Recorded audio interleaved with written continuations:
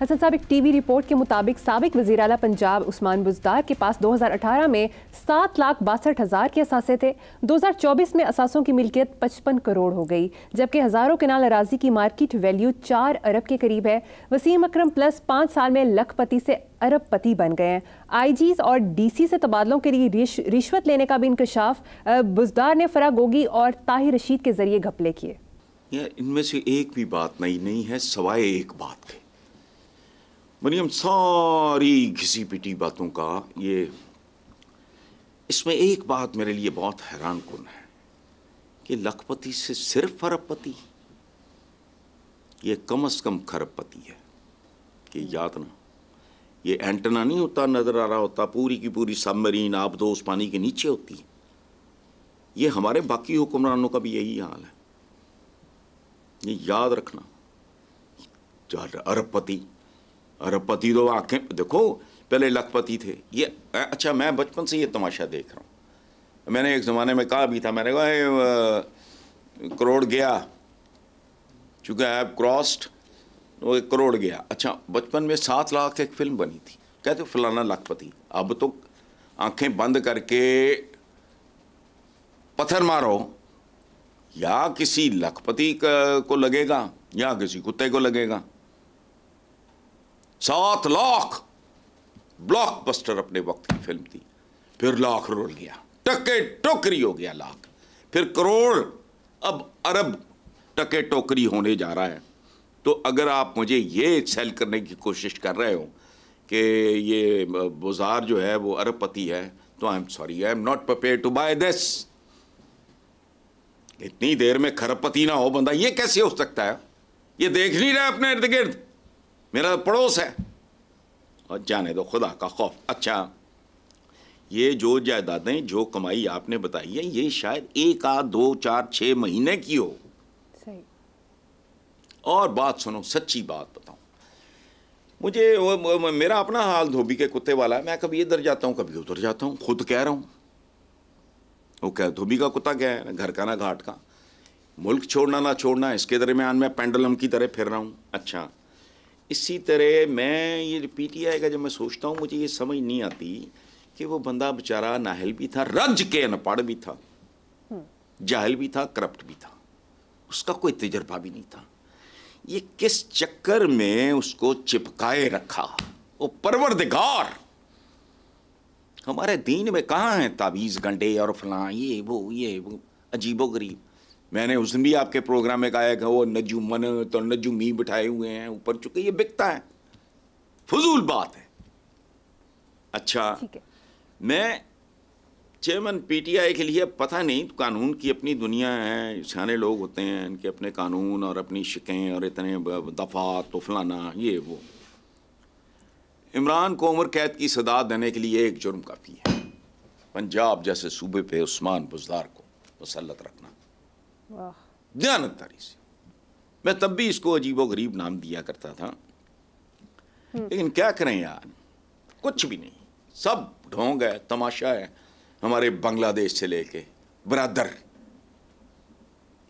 ने, हमारा एक पता नहीं को वज़ीर आज़म गया था, उसने उनके शोहदा की, और देखो तो सही, ओ खुदा का वास्ता ज़रा मंजर तो देखो, अपने मुकद्दर तो देखो। उसने वहाँ शोहदा की, जो पहले गद्दार थे और फलां थे और ये थे और वो थे। कहानी पढ़ो कभी, शरीफुल अक़दालियाम बीर उत्तम, जैसे निशान हैदर टाइप एक उस बंदे की किताब है, Bangladesh an untold story. Pakistani फौज में वो मेजर थे, कैप्टन थे या मेजर थे, मुझे भूल गया, बहरहाल छोड़ो। मगर हसन साहब, आपने टीवी पर बताया था कि उस्मान बुज़दार ने बतौर वज़ीर आला आपका ज़ाती काम किया था। नहीं, मैंने ज़ाती काम, बात बिल्कुल ज़ाती, मैंने उसकी तफसील भी बताई थी। आपने सिर्फ ज़ाती तक बात मुका दी है, ऐसा नहीं है, बिल्कुल मेरा ज़ाती काम था। इस तरह का हर काम मेरा ज़ाती काम होता है। मैंने तशरीफ़ लाए थे तो मैंने उनसे कहा था कि अनफॉर्चुनेटली यार, नसीब हमारे कैसे हैं, देखो यहाँ आके बुज़दार और नवाज शरीफ का फ़र्क मिट जाता है, कमाल। मैंने बुज़दार साहब से कहा कि यार मुनीर न्याजी साहब से के नाम पे कोई सड़क, तो मुझसे पूछता है वो कौन है। और आबिदा हुसैन का एक इंटरव्यू, एक अंग्रेजी मैगजीन था, मैं उसके लिए कॉलम लिखता था, उसमें इंटरव्यू अब बेगम आबिदा हुसैन का उसमें है कि पता नहीं वो जब माजूल हुए मियाँ साहब तो मैं गई अपने इज़हार यकजहती वगैरह के लिए, तो मैंने कहा मियाँ साहब वैसे गल ते देखो कुछ उंज भी रावा औखी उगड़िए वो गल विच गमदा तौक भी सी, कुछ शहर दे लोग भी जालिम सन, कुछ मैनू मरन दा शौक भी सी। तो मियाँ साहब कहते बीबी ये तुसी लिखिया। तो मैंने हैरान होके कहा नहीं मुनीर न्याजी ने। तो नवाज शरीफ आगे से पूछता है मुनीर न्याजी कौन है, कैसा है? बुज़दार में और नवाज शरीफ में देखो मुमासलत, और कदम कदम पे नजर आएगी, तुम यकीन करना। रंग रूप में कोई फ़र्क होगा, ये चूँकि कश्मीर, अब कश्मीर भी तो हम सारी पंजाबी है ना, कोई क्या है कोई क्या है, लेकिन पंजाबी कहलाते हैं, कश्मीरी हैं, बाकी तफसीलात का मुझे इल्म नहीं है। तो अच्छा खैर, मैंने इनसे कहा, इन्होंने भी पूछा मुनीर न्याजी कौन है। मैं कहा यार ये वो है जो तो जैसे किसी का नाम भी याद नहीं रहना ना किसी ने, इन्हों के नाम बुलंद होंगे जाने। इन्होंने मेहरबानी की ओवरहेड ब्रिज का नाम, और जहालत वहाँ भी बहुत नुमाया हुई, नाम रख दिया मुनीर न्याजी ब्रिज। वो अल्हम्दुलिल्लाह I am grateful to him. मैं तो मैं तो उसको ज़ाती काम समझ के, और भी मैंने एक दो लोगों के लिए मैं कोशिश की थी, मैंने वो फिर ट्रांसफ़र हो गया, ये खैर वो और बात है। तो मेरा तो न्याजी साहब के साथ एक मोहब्बत का, अकीदत का मेरा तो ज़ाती रिश्ता था। हालांकि अगर मैं उनकी पैदाइश से, उनकी वफ़ात से 100 साल बाद भी पैदा होता तो उनसे इतनी मोहब्बत करता। ये याद रखना, मुनीर न्याजी जैसे लोग ये कौमों के सर का ताज होते हैं। मुझे एक बात बताओ, जब सादत हसन मंटो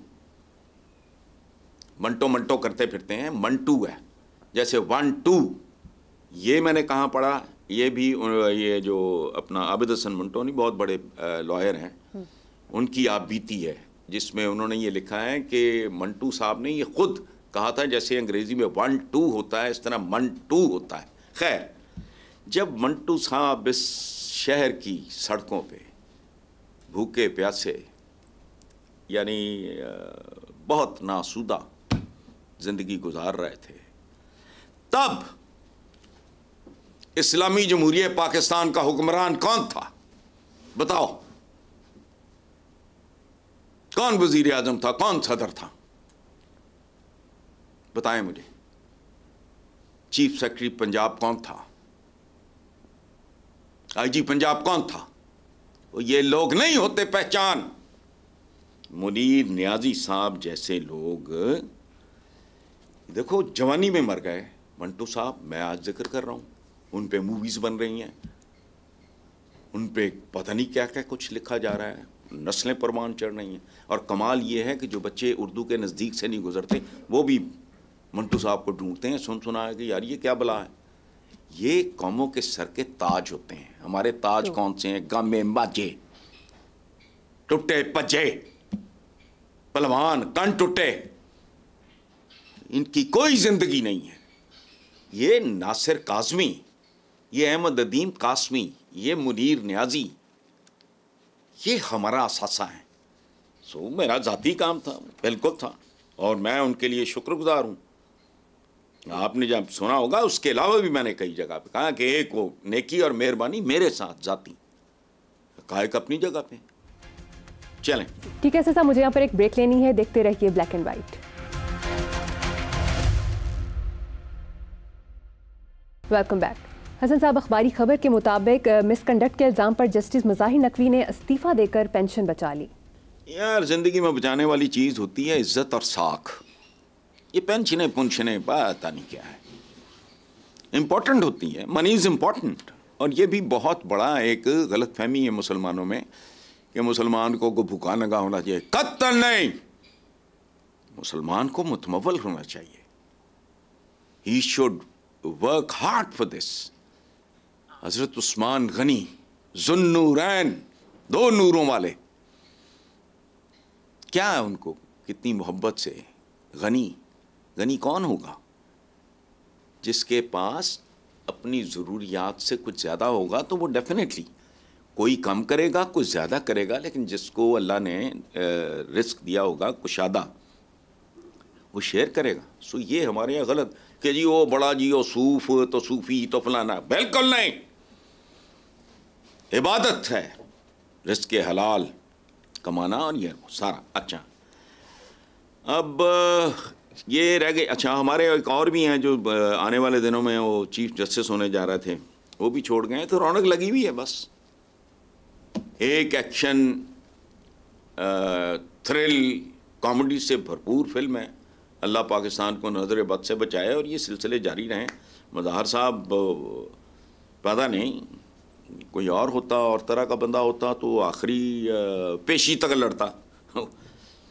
अच्छा सिपाही क्या होता है, वो आखिरी गोली तक लड़ता है ना। तो बाकी आम जिंदगी में इस तरह का केस हो तो फिर आखिरी पेशी तक लड़ना चाहिए। अच्छा ठीक है, एक और बात मैं आपको बताऊं, मैं हाँ बोलें। हसन साहब, दूसरी तरफ सीनियर वकील लतीफ़ खोसा ने भी कहा है कि किसी असर के तहत गलत फैसला देने वाला जज दोज़ख में जाएगा। इसमें कोई शक नहीं है। क्या इंसाफ नहीं है? जिस मुल्क में, जिस माशरे में इंसाफ नहीं है वो इंसानी माशरा ही नहीं है।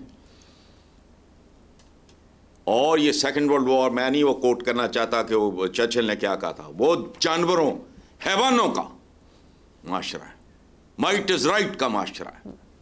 ये जो अगर लतीफ़ खोसा ने को बात की है तो बुनियादी सच बयान की। देखो बात सुनो, सेंट्रल एशिया के हुक्मरान, मुझे नाम नहीं याद आ रहा, मुसलमान हुक्मरान की बात कर रहा हूँ, शायद अल परसलान या फलाना, नाम नहीं, मैं उसका ज़िम्मा नहीं लेता, याददाश्त।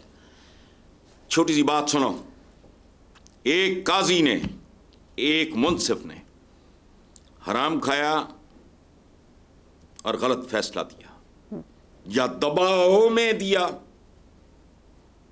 चलो वो भी हराम ही है। अच्छा, तो उस हुक्मरान ने, उस मुसलमान हुक्मरान ने काजी की खाल उतरवाई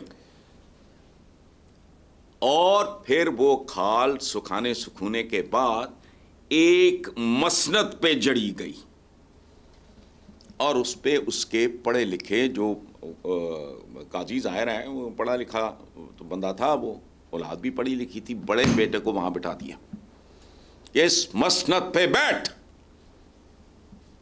जिस पे तेरे राशि इंसाफ फरोश बाप की खाल मड़ी हुई है, इस पे बैठ और इंसाफ कर, अपने बाप के अंजाम से डर। इंसाफ नहीं तो क्या है फिर आप एक माफिया हो, माशरा नहीं हो। माफिया क्या है? जो बंदा ठीक है, माइट इज राइट, तो बिल्कुल ठीक है, माइट इज राइट। हुआ क्या है? माइट इज राइट का तसव्वुर टॉप से हमारे नीचे तक ट्रैवल किया है, इसीलिए ये माशरा इंसानी माशरा लगता ही नहीं। अब कदम कदम पे ऐसा धोखा, फ्रॉड, दो नंबरी, बेशर्मी, बेहयाई, और रंगे हाथों पकड़े भी जाएंगे तो फिर अजीबो गरीब किस्म के जवाब दे रहे होंगे। और यहाँ तक उन जवाबों में एक जवाब ये भी होता है कि जी ऐसी बच्चे नहीं पालने, छोड़ो। तो लतीफ़ खोसा ने ठीक कहा है, दोज़खी और दोज़ख भी जो 7 स्टार किस्म का दोज़ख होगा,